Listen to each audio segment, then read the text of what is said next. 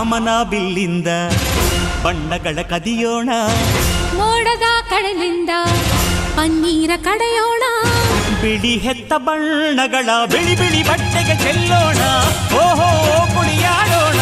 ಹೋಳಿ ಹೋಳಿ ಹೋಳಿ ಹೋಳಿ, ಏಳೇಳು ಬಣ್ಣದ ಬೆಳ್ಳಿ ಹೋಳಿ.